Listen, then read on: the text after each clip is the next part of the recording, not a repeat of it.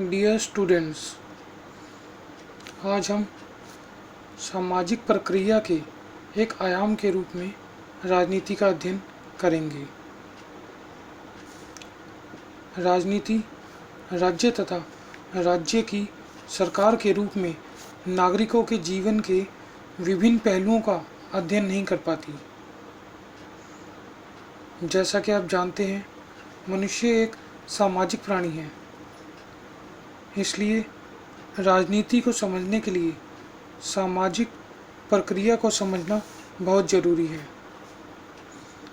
अलग अलग धारणाएं सामाजिक प्रक्रिया को अलग अलग रूपों में देखती हैं। आइए अब हम अध्ययन करते हैं राजनीति के विभिन्न दृष्टिकोण का, जैसे उदारवादी दृष्टिकोण, मार्क्सवादी दृष्टिकोण, सर्व कल्याणकारी दृष्टिकोण और शक्ति के रूप में राजनीति। सबसे पहले आज हम अध्ययन करेंगे राजनीति का उदारवादी दृष्टिकोण। विभिन्न हितों के बीच सामंजस्य स्थापित करने का एक माध्यम है राजनीति।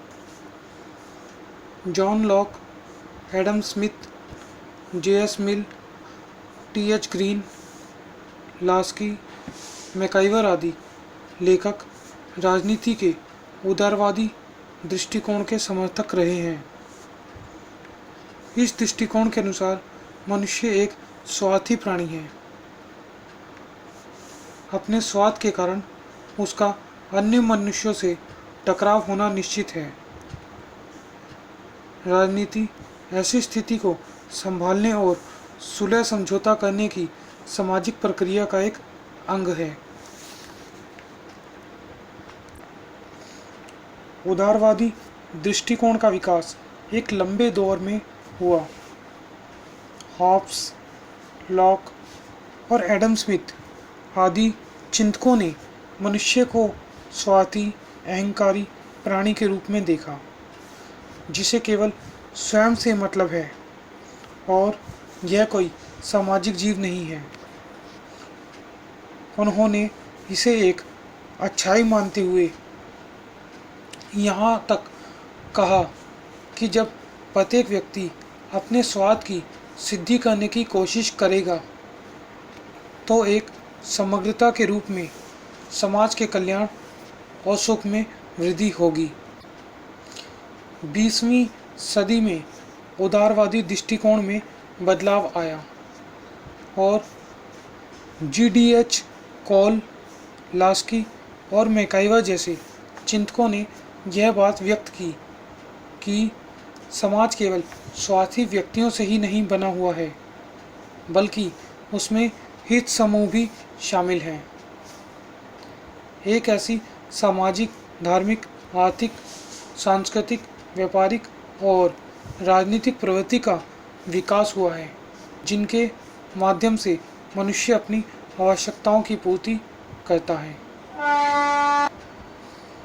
लेकिन व्यक्तियों की तरह समूह भी स्पर्धा पर आधारित है। इसलिए इस बात का ध्यान रखना चाहिए कि इसके फलस्वरूप हिंसा और अराजकता न फैले। उदारवादी दृष्टिकोण के अनुसार मनुष्य एक वास्तविक सामाजिक प्राणी है और समाज कृत्रिम। बेंथम ने समाज के व्यक्तियों के बीच संपन्न अनुबंध का एक परिणाम बताया है और यह कहा है कि सभी व्यक्ति अपने अपने लक्ष्यों की प्राप्ति के पीछे पड़े हुए हैं। अन्य चिंतकों ने इस अवधारणा को मुक्त बाजार की संज्ञा दी है और कहा है कि यह समाज एक स्पर्धा पर आधारित है।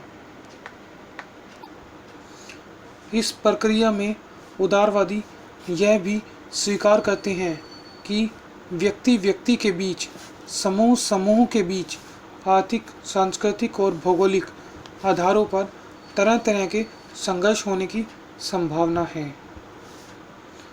उदारवाद बुनियादी तौर पर यह मानता है कि समाज की भूमिका एक मध्यस्थ की है, लेकिन मिल जैसे लेखकों ने मनुष्य के सहयोग करने की सामाजिक आवश्यकता पर जोर दिया है, जबकि मैक्स वेबर ने यह बताने का प्रयत्न किया है कि स्पर्धा लाभदायक हो, इसके लिए सहयोग आवश्यक है, जिसके बिना अव्यवस्था फैलने का खतरा हमेशा रहेगा। कुछ उदारवादियों का यह मानना है कि राजनीति को स्पर्धाओं के बीच सामंजस्य और आवश्यक सहयोग को बढ़ावा देने वाले उपाय के रूप में देखना चाहिए।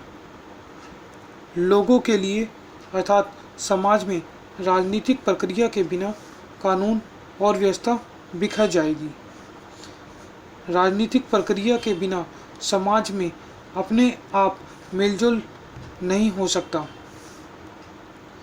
प्रारंभिक उदारवादी चिंतक व्यक्तियों के बीच मुक्त स्पर्धा चाहते थे, लेकिन 20वीं सदी के शुरुआत में उदारवादी इस राय पर पहुँचे कि यदि व्यक्तियों, वर्गों, समूहों आदि को लाभ की खातिर स्पर्धा करने के लिए छोड़ दिया जाए तो एक ही वर्ग संपत्ति, सेवाओं, लाभ या सत्ता के एक बड़े हिस्से पर कब्जा कर सकता है।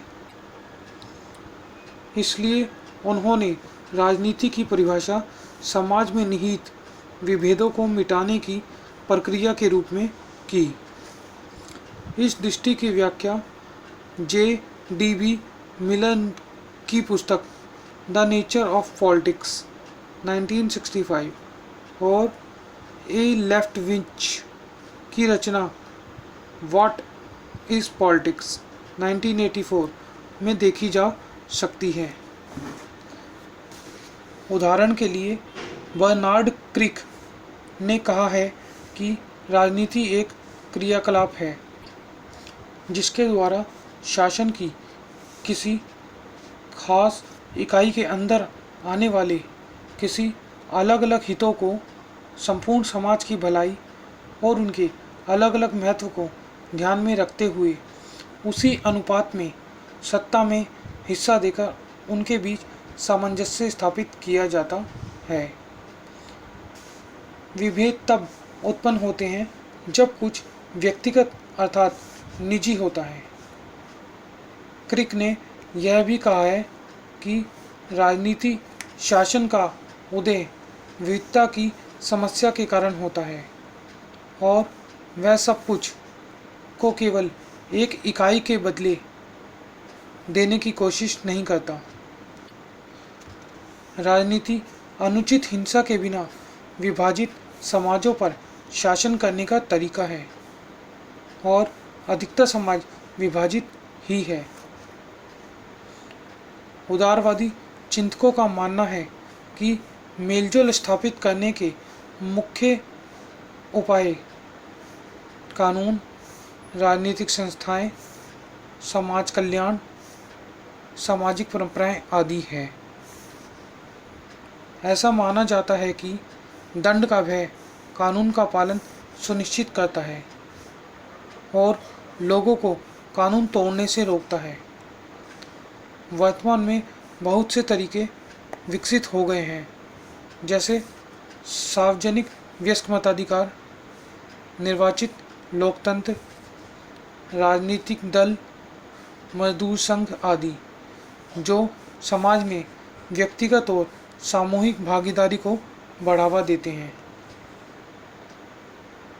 निष्कर्ष यह है कि उदारवाद मुक्त बाजार, पूंजीवाद और निजी संपत्ति के पक्ष में है, परंतु बाद के उदारवादी खासकर लास्की कल्याणकारी राज्य के पक्ष में थे, जिसमें सरकार एक महत्वपूर्ण भूमिका निभाती है। अतः हम कह सकते हैं कि उदारवाद में नेतृत्व निजी व्यवसाय जगत करता है और आर्थिक मामलों में सरकार का दखल न्यूनतम ही है।